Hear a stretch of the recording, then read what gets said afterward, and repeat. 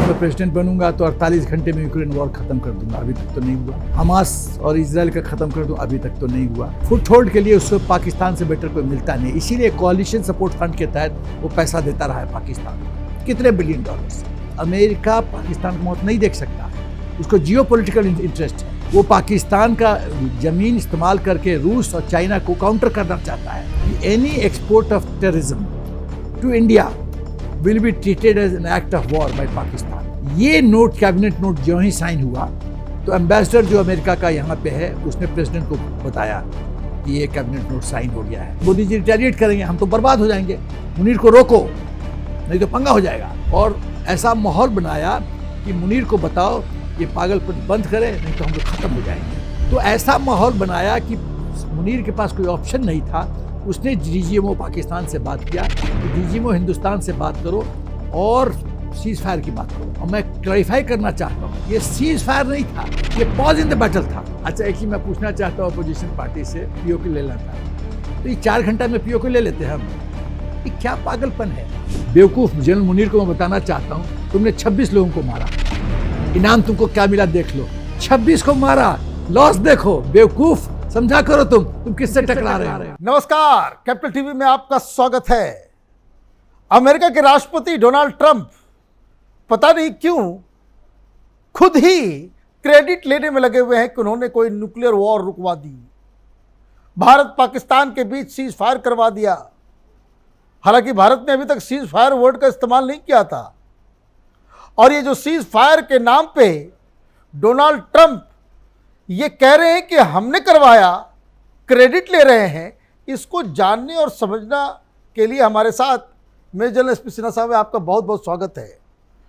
इनसे पहला सवाल यही पूछते हैं कि क्या वाकई डोनाल्ड ट्रंप ने ये सीज फायर करवाई, क्या सच्चाई है? देखिए, मिस्टर डोनाल्ड ट्रंप की जो सोच है कि वो नोबेल पीस प्राइज जीतना चाहते हैं, तो इस तरह की हरकत करके वो दिखाना चाहते हैं कि विश्व में शांति ला रहे हैं। वो उन्होंने कहा था कि जब मैं प्रेसिडेंट बनूंगा तो 48 घंटे में यूक्रेन वॉर ख़त्म कर दूंगा, अभी तक तो नहीं हुआ। हमास और इजराइल का ख़त्म कर दूं, अभी तक तो नहीं हुआ। तो मैं ये कहना चाहता हूँ कि थोड़ा मोड़ा बातचीत तो हर एक एक्सिक्यूटिव हेड से बात होती रहती है, हर जगह होता है, हर जगह होता है। बट उसका पूरा श्रेय लेना मेरा ख्याल अतिशयोक्ति होगी, वो प्रॉपर नहीं है। अब मैं आपको सीक्वेंस ऑफ एक्शंस बताता हूँ कि एक्चुअली हुआ क्या, जो कि मेरा ख्याल डिफरेंट टीवी चैनल्स पे भी ये सब बात नहीं आ रही है जितना डिटेल में बात बताने जा रहा हूँ। खेल यहाँ से शुरू होता है कि जब अमेरिका अपना इन्फ्लुएंस करके, अमेरिका का मैं स्ट्रैटेजिक इंटरेस्ट बताता हूँ, जियोपॉलिटिकल इंटरेस्ट बताता हूँ पाकिस्तान में। क्यों?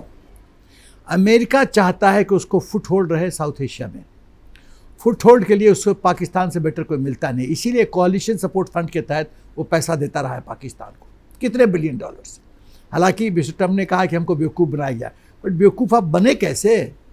बनाएगा तो ठीक है, पाकिस्तान ने बनाया, तो आप बुद्धू बने कैसे? भाई चूंकि आप बेवकूफ़ हैं इसलिए बन रहे हैं। दूसरी चीज़ कि तो ये आप समझो कि अमेरिका पाकिस्तान को पूरी तरह से पाकिस्तान को मौत नहीं देख सकता, उसको जियोपॉलिटिकल इंटरेस्ट है। वो पाकिस्तान का ज़मीन इस्तेमाल करके रूस और चाइना को काउंटर करना चाहता है।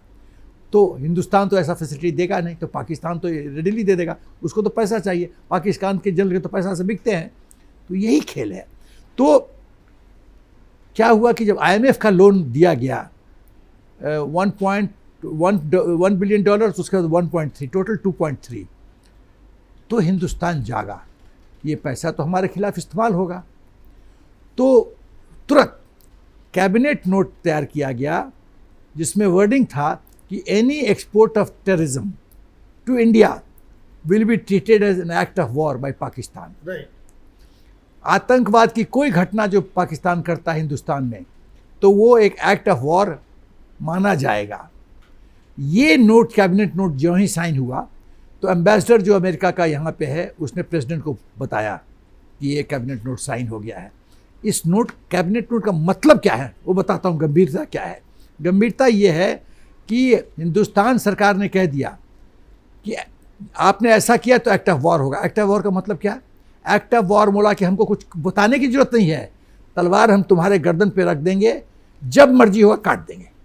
एक्ट ऑफ वॉर का मतलब ये हुआ बिना इन्फॉर्मल, बिना फॉर्मल अनाउंसमेंट का हमको जो मर्जी आएगा हम तुम्हारे देश में करेंगे, बम्बार्ड कर देंगे, डिस्ट्रॉय कर देंगे, ब्रिजेस तोड़ देंगे, तो होगा तो जीएस की उड़ा देंगे, जो मर्जी आए करें, तुम्हारे पोर्ट्स बंद कर देंगे, जो मर्जी आए करें। वॉर में कोई थोड़ी बताता है कि हम क्या करने जा रहे हैं। सही बात है। तो ये जब खतरा अमेरिका को लगा तो वो हरकत में आया, तो उसने अपना कॉन्ट्रैक्ट वगैरह शुरू किया। लेकिन खेल इसका एक्चुअली शुरू कहाँ से होता है? जब ये पाकिस्तान में एक ग्रुप है बॉयज़ ग्रुप। अब बॉयज़ ग्रुप में कौन कौन है?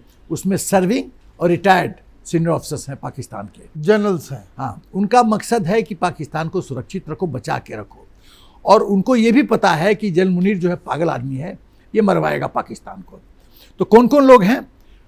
X army chief general Bajwa, Qamar Bajwa, ex army chief Raheel Sharif, Faiz Ahmed ex ISI chief, Nadeem Anjum ex ISI chief, Asim Malik present ISI chief, Asif Ali Zardari president, Faizur Rahman जो धरना उरना करवाते हैं वो, जनरल कमर बाजवा मैंने बोल दिया एक्स चीफ। उसके बाद ये तो हो गया बॉयज़ ग्रुप के लोग। तो इन्होंने क्या किया कि जानते थे कि मुनीर तो पागल है, इसको दबाव डालना पड़ेगा। वो तो पब्लिकली भी कह चुके एकदम पागल है एकदम। तो राहिल शरीफ ने मिर्जा जो है Shahir Mirza chief of general staff, उससे बात किया। उसका अच्छा इक्वेशन है कि बात किया कि भाई ये कैबिनेट नोट इतना खतरनाक है, हम लोग तो अपनी आदत से बाज आएंगे नहीं, और मोदी जी रिटेलिएट करेंगे, हम तो बर्बाद हो जाएंगे। मुनीर को रोको नहीं तो पंगा हो जाएगा। तो राहिल शरीफ ने इससे बात किया। उसके बाद बाजवा ने जरदारी से बात किया, जनरल बाजवा एक्स चीफ। उसका अच्छा इक्वेशन देखो, किसका किसका इक्वेशन है, राइट। सब एक्टिवेट हो गए थे। तो जनरल बाजवा ने जरदारी से बात किया कि आप पॉलिटिकल फील्ड में यूनिटी बनाओ और दबाव हम लोग डालेंगे मुनीर पे कि ये पागलपन छोड़ दे। उसके बाद क्या हुआ, जरदारी बात किया फजल रहमान से कि तुम स्ट्रीट पे डेमोन्स्ट्रेशन, आप देखा होगा कि हाँ, डेमोन्स्ट्रेशन शुरू हो गया था। डेमोन्स्ट्रेशन स्ट्रीट पे आ जाओ, डेमोन्स्ट्रेशन शुरू करो ताकि मुनीर पे प्रेशर आए। उसके बाद शाहिर मिर्जा वो चीफ ऑफ जनरल स्टाफ है, चीफ, जैसा मैंने कहा, उसने पाकिस्तान के आर्मी में कोर कमांडर्स आर्मी चीफ से ज़्यादा पावरफुल है, क्योंकि एक्चुअल ट्रूप्स तो का बॉस वही है, बॉस वही होता है। ये तो हेडक्वार्टर बैठे हैं, इनको डायरेक्ट कोई ट्रूप्स तो इनके नीचे है नहीं, ट्रूप्स तो डायरेक्ट नीचे कोर कमांडर के नीचे बॉसेस ये हैं। तो शाहिर मिर्जा ने कई कोर कमांडर से बात किया, और सबसे इम्पोर्टेंट जो बात किया वो कोर कमांडर कराची इनाम मलिक से बात किया, और ऐसा माहौल बनाया कि मुनीर को बताओ कि ये पागलपन बंद करे नहीं तो हम लोग ख़त्म हो जाएंगे। मुनीर ने कोशिश किया शाहिर मिर्जा से बात करने के लिए, शाहिर मिर्जा से, मिर्जा ने फ़ोन नहीं उठाया। मुनीर घबरा गया कि अच्छा वो हो सकता है कि जो शाहिर मिर्जा है वो नेक्स्ट पाकिस्तान का आर्मी चीफ बने। यस। तो मुनीर तो जानता है ये next chief in the line है, तो ये तो बहुत पंगा करेगा मेरे लिए। तो ऐसा माहौल बनाया कि मुनीर के पास कोई ऑप्शन नहीं था। उसने DGMO पाकिस्तान से बात किया कि DGMO हिंदुस्तान से बात करो और सीज़ फायर की बात करो। तो एक बार तो हम लोगों ने रिफ्यूज़ कर दिया, दूसरा बार DGMO ने बात किया, क्लियरेंस लिया होगा, ऑब्वियसली कहाँ से क्लियरेंस होगा आपको पता ही है। तो क्लियरेंस में कहा गया कि ओके ठीक है। तो इस तरह से, और मैं क्लैरिफाई करना चाहता हूँ, ये सीज़ फायर नहीं था, ये पॉज इन द बैटल था। दूसरी बात, जो कुछ लोग यहाँ उछल उछल के कर रहे हैं और जन आक्रोश है कि ऐसा क्या हुआ, हम लोग जीत रहे थे। अरे भाई, 4-5 घंटा के लिए यदि पॉज आ गया तो कौन सा पहाड़ टूट पड़ा। एक और बिंदु, जब लड़ाई में टैक्टिकल विड्रॉल करते हो, जैसे रोमेल करता था, field marshal Rommel, tactical withdrawal करते हो तो टैक्टिकल विड्रॉल करके एक शेर झपटने के पहले पीछे जाता है, फिर वो जंप करता है। लेकिन ये जो बताया जा रहा है कि भाई ये मोदी ने कर लिया, ये जो विपक्षी पार्टियां हैं वो कह रही भाई मोदी ने सीज फायर कर दिया, अभी घुस जाना था, POK ले लेना था। अच्छा, एक ही मैं पूछना चाहता हूँ अपोजिशन पार्टी से, POK ले लेना था तो ये 4 घंटा में POK ले लेते हैं हम, ये क्या पागलपन है। अच्छा, ये DGMO ऑफिस में बैठे हुए हैं क्या, इनको सब ऑपरेशन प्लान पे कि उसी 4 घंटा में हमने POK में घुसना था और कैप्चर कर लेना था। ये क्या बकवास है। 3-4 घंटा में तो सीज मतलब पॉज दो बैटल तो इंसल्ट हो गया था, वो तो टूट गया था, उसके बाद तो हम फ्री थे। तो 4-5 घंटे में सब, इनको सब पता है कि हमारा प्लान था कि इतने घंटे पे ही चलेंगे, ये सब तो बकवास। फिर ये डोनाल्ड ट्रंप किस बात के लिए कह रहे हैं कि हमने करा दिया, हमने करा दिया? देखो, कंसल्टेशन, बातचीत, जैसे मैंने कहा, बातचीत चलती रहती है, लेकिन जो मैंने सीक्वेंस ऑफ एक्शन बताया वही सीक्वेंस ऑफ एक्शन सही है और वही कारण है। ये पूरा क्रेडिट जाता है, यदि सीज फायर का या पॉज इन द बैटल को, वो साहिल मिर्जा को जाता है। वो बॉयज ग्रुप को जाता है। बॉयज ग्रुप, व्हाट्सएप ग्रुप है वो बॉयज का। बॉयज ग्रुप का एक छोटा सा क्लब है। उस क्लब में, जैसे मैंने बताया, राहिल शरीफ एक्स चीफ, जल Bajwa ex chief, Faiz Hameed ex I chief, Nadeem Anjum ex I chief, Asim Malik present ISC chief, Zardari है। मतलब पाकिस्तान का डीप स्टेट जो है डीप स्टेट वो एक्टिवेट हो गया, तो मरवा देगा मुनीर अपने पागलपन। अब जो एक बात बताइए कि एक तो आपने सीक्वेंस ऑफ इवेंट दिया, एक दूसरा भी सीक्वेंस ऑफ इवेंट है इसका कि जहां वाइस प्रेसिडेंट JD वेंस और फॉरेन मिनिस्टर अमेरिका का वो लगातार शहबाज शरीफ से भी बात कर रहा है और जयशंकर साहब से भी बात हो रही है, प्रधानमंत्री मोदी से भी बात हो रही है, मुनीर से भी बात हो रही है। तो ये मुझे लग रहा है कि पाकिस्तान के तरफ से हाय तौबा मचा और ये सारी चीज़ें जो है होना शुरू हुई। देखिए, पीछे अमेरिका साइलेंट सपोर्टर है पाकिस्तान का, मेरा अपना विश्वास है भाई। IMF से IMF ट्रंप ना हो लेकिन पेंटागन तो है। पेंटागन, इसको IMF में करीब 25 लोग हैं जो कि जिनके अप्रूवल से लोन मिलता है। उसमें कोई कहता है 70%, 60% वोटिंग पावर है। एक कंट्री का वोटिंग पावर वेरी करता है, डिपेंड करता है कितना पैसा आप IMF को देते हो। तो अमेरिका का वोटिंग परसेंटेज कोई कहता है 60 है, कोई 70% करता है, कोई कहता है 27% हो। मान लो सबसे नीचे वाला 27% है, किसी का 1% वोट है, तो 27% है, तो इसका मतलब है बहुत सब्सटेंशियल वोट है। तो इसीलिए तो हिंदुस्तान के ऑब्जेक्शन के और नाखुश मतलब रहने के बावजूद अमेरिका लोन दिलवा दिया, और सब जानता है कि लोन पैसा कहाँ इस्तेमाल होगा, ये तो टेररिज्म इस्तेमाल होगा, हिंदुस्तान के खिलाफ होगा। तो इसका मतलब है, आप मिस्टर ट्रंप बोलते हो कि आप हिंदुस्तान के दोस्त हो, नहीं दोस्त तो नहीं है, दोस्त नहीं है, तो आप फिर IMF का लोन दिलवाते क्यों हो? जानते हो कि एंड यूज हमारे खिलाफ होगा, कैसे दोस्त हो? तो ये कहानी है।